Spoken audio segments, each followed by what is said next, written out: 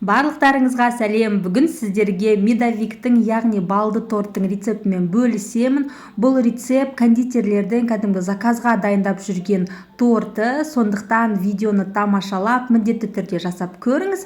Ал қазір алдымен каналға тіркеліп, қоңыраушаны басып қойыңыз, сонда менің видеоларымды жіберіп алмайсыз, каналымды жоғалтып алмайсыз. Ал ендеше осындай медовиктің рецептін тамашалайық. Алдымен бізге керегі 100 грамм мед, оны осындай отқа қоятын ыдысқа салып аламыз. Одан кейін үстіне 1,5 шай қасық ас содасын қосамыз. 120 грамм қант саламыз. Және де 100 грамм сары майды салып, отқа қойып, араластырып тұрып, майы ерігенше жақсылап араластырамыз. Және де майы толығымен еріп, біздің массамыз әдемі сондай қоңыр түсті болу керек. Қазір көресіздер. Медті осылай араластырып тұрған кезде астынан бастап осындай әдемі қоңыр түс пайда болады.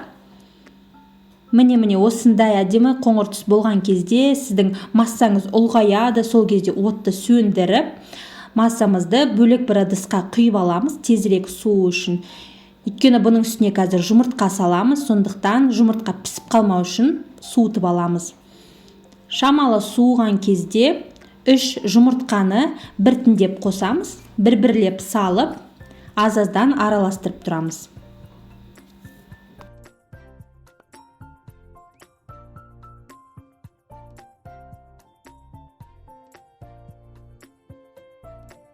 Жұмыртқамызды қосқаннан кейін 400 грамм ұнға жарты шай қасық разрыхлитель, қамыр қопсытқышты салып, араластырып аламыз.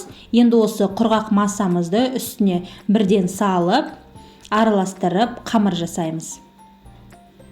Венчиктің көмегімен емес, осындай лопатканың көмегімен араластырсаңыз ыңғайлы болады. Дәл осылай араластырамыз. Қамыр сізге сұйық болып көрінуі мүмкін. Бұдан артық ұн қоспаңыз.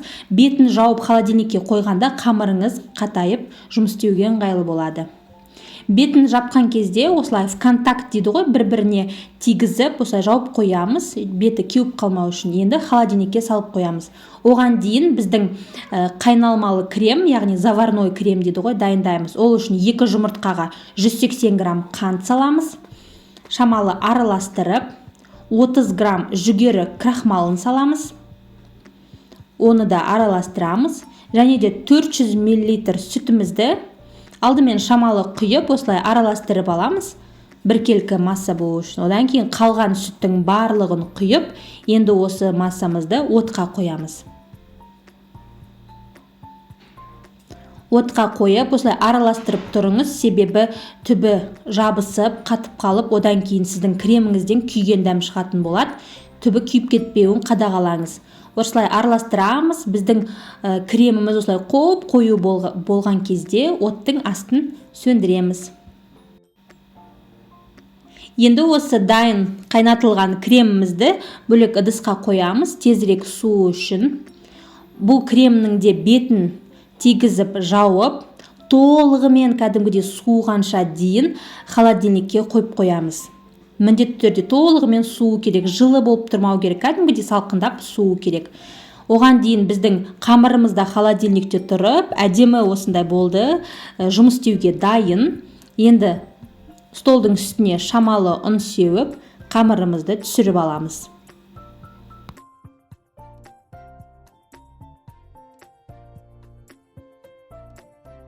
Енді осы қамырды 10 бөлікке бөлу үшін алдымен мен осылай таразыға салып өлшеп аламын. Сосын шыққан грамын 10-ға бөліп, ары қарайда таразының көмегімен 10 бөліктерге бөліп аламын. Менде осындай 85 граммнан болды әр бөлігі. Сіз көз мөлшерімен бөлсеңіз де болады. Осылай 10 бөлікке бөліп аламыз. Одан кейін әрбір бөлігін домалатып, жұмыс істеуге ыңғайлы етіп, осылай өзіңізге домалатып дайындап аламыз. Енді корждарды бірден пергамент қағаздың үстіне жаямыз. Пергамент қағаздың үстіне шамалы ғана ұн сеуіп, қамырымызды жайып аламыз.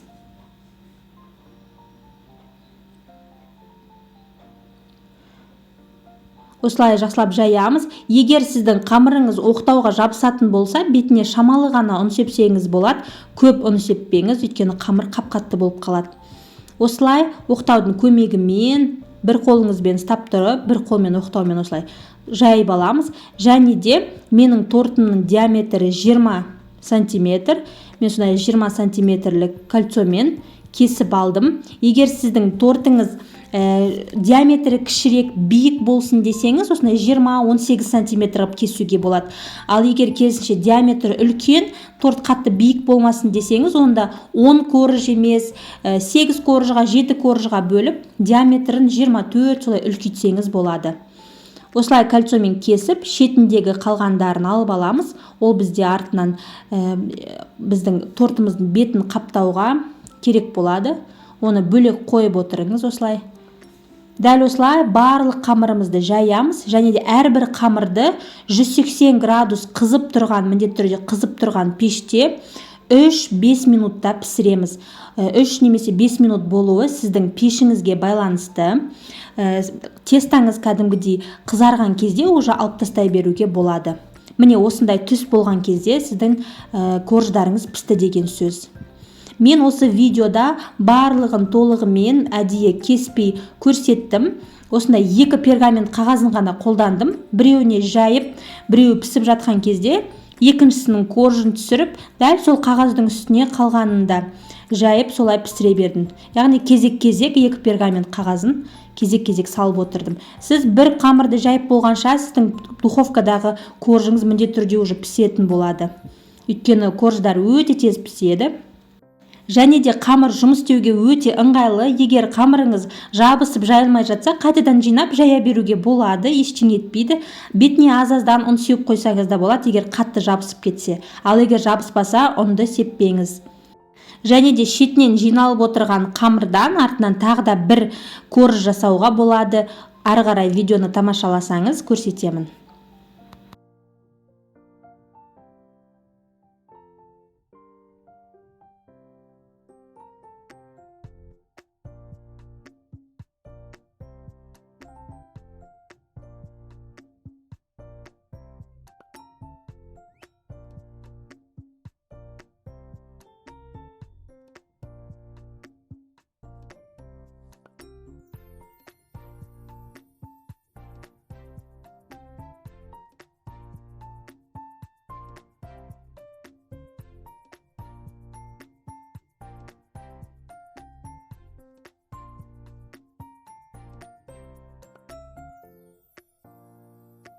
Міне тағы соңғы коржды жайып, кольцомен кесіп алдық. Мынау ең соңында қалған барлық жаңағы шеттерінен жиналған қамырлар осындай үлкен болып қалды. Оны да бір пергамент қағазының үстіне жайып аламыз, жақсылап. Бұл жайылған қамыр торттың бетін қаптауға өте көп, сондықтан бұл жерден тағы бір ортасынан коржды кесіп аламыз. Одан кейін осының шетінен қалған қамырды жайып, оны енді торттың бетін қаптауға жасасаңыз болады. Бұл жерден дөңгелек қып жаю міндетті емес, өйткені бұл коржды біз піскеннен кейін үгітіп торттың сыртын қаптайтын боламыз. Осылай жайып пісіріп алсаңыз болады. Міне біздің соңғы коржымыз да пісіп дайын. Бұл жерде жалпы сонда 11 корж шықты, және де ең соңғы бір бөлігі торттың сыртын қаптауға керек болады. Ал енді кремімізді ары қарай жалғастырамыз. Ол үшін бізге осындай 33-35% клегей керек, сливки. 300 грамм клегейді салқын міндетті түрде болу керек. Клегейді араластырып аламыз. Кәдімгі қою кремнің массасы, консистенциясы, яғни шыққанша дейін жақсылап араластырамыз. Осылай клегейіміз қою болып, кәдімгі крем болған кезде біздің бағана дайындалған заварной кремімізді, яғни қайнатылған креміміз салқын болып тұрады. Осы уақытта оны да шамалы араластырып аламыз, және де осыны біздің клегейге 2 бөліп қосамыз. Жартысын қосып шамалы араластырамыз. Бұл жерде миксермен өте ұзақ араластырудың қажеті жоқ, тек екеуі біркелкі болып біріксе болды.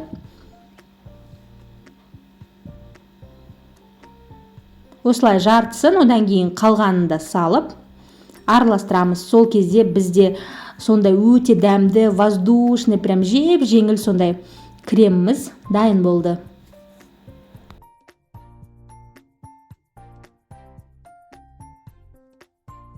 Енді біздің тортымызды жинаймыз. Осындай корждарымызды мен үйге дайындағандықтан астына подложка қойған жоқпын. Бірден осы айналатын столдың үстіне жинадым. Корждарды теріс айналдырып қоямыз. Сол кезде крем өте жақсы сіңетін болады. Әрбір коржға сіз өлшеп салсаңыз да болады, бірдей болсын десеңіз. Мен көз мөлшеріммен шамамен 2 ас қасықтай салдым. Әрбір коржын теріс қаратып қоямыз, және де 2-2,5 ас қасықтай кремді салып жинаймыз. Және ортасына кішкене жиналған кезде осындай сыртына кольцоны салып, соның көмегімен жинасаңыз, өте әдемі, бір келкі, бір тегіс торт шығады. Кольцо болмаса, өзіңіз көзмен тегістеп отырып жинай берсеңіз де болады. Дәл осылай барлығын салып, кремімізді жағамыз, және де ең соңындағы коржды теріс айналдырмай, осындай түзу бетінде саламыз.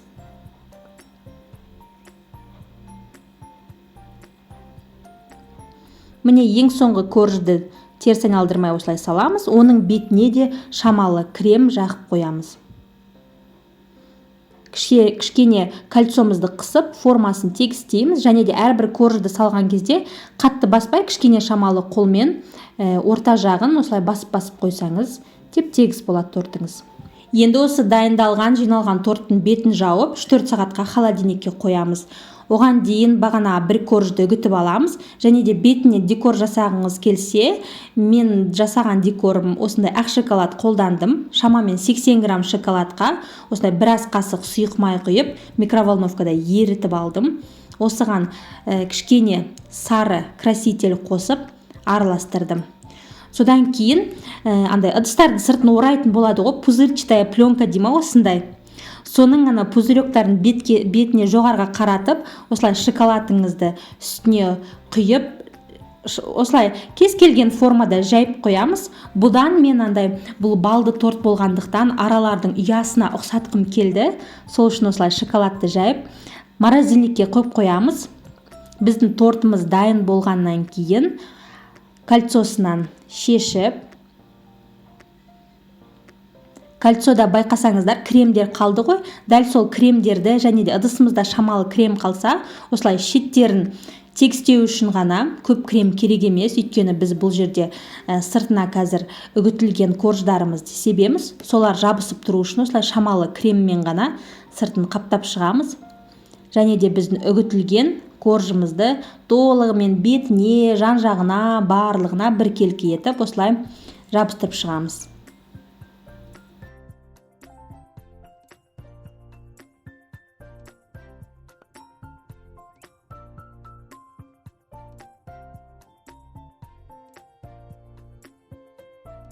Міне тортымызды қаптап шықтық. Енді біздің морозильникте тұрған шоколадымызды аламыз. Осындай болып шықты. Дәл мен ойлағандағыдай болған жоқ, бірақ сонда да әдемі араның ұялары секілді. Бұл жерде пленканың пузыректары кішкене жарылған, сондықтан андай суреттер анық болмай тұр. Бірақ сонда да өзімізге әдемі көрінді. Дәл осылай өзіңіз қалаған жерге қойсаңыз болады. Формасы да әртүрлі болса ештеңе етпейді. Және де үстіне кішкене бір қасықтай, бір ас қасықтай осындай балды құйып қойдым. Әдемі болып көрінсін, балды торттың прям сондай эффектісін берсін деп осылай балды құйып қойдым. Сіздер өзіңіздің қалауыңыз бойынша жасасаңыз болады. Мастикадан араны жасап үстіне қойып қойсаңыз тіпті әдемі болады.